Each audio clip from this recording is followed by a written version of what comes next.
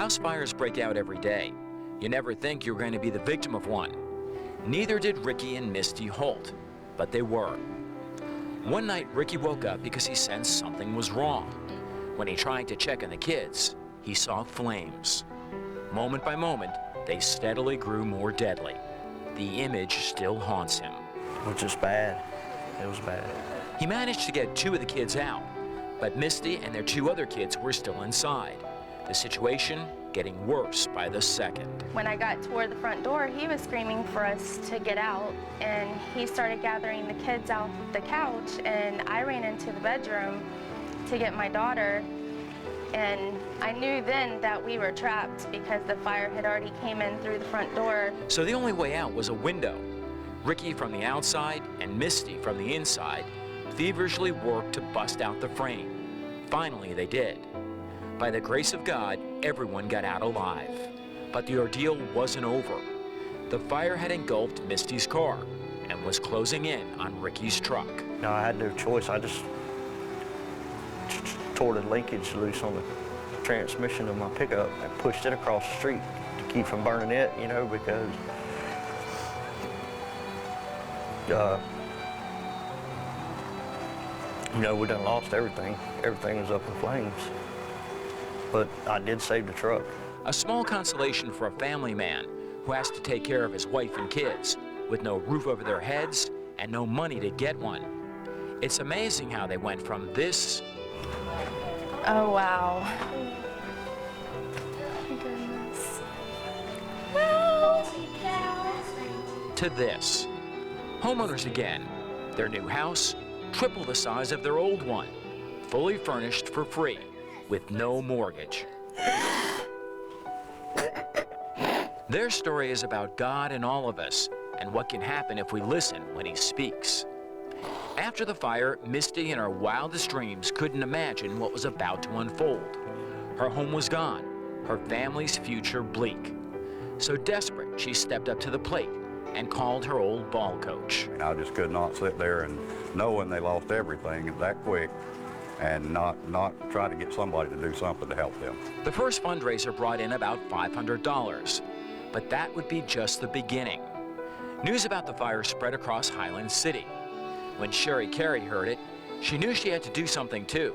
She was thinking big. Sherry knew her walking partner, Christina Bunch, whose husband's a contractor, was just the person to help with what some might see as a crazy idea.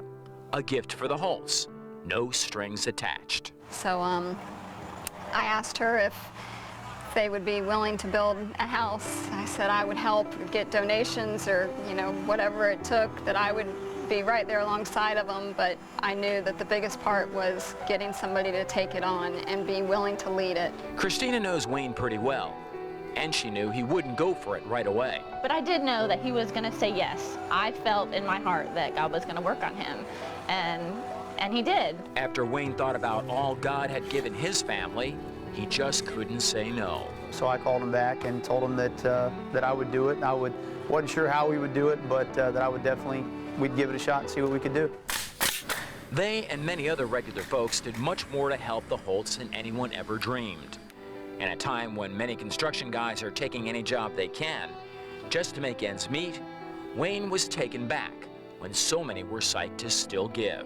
And right away, some of the smallest companies that I thought wouldn't be able to help us, literally before I could finish telling them about the story, they were interrupting me and telling me that they were in, that they would do it absolutely 100%, no charge at all.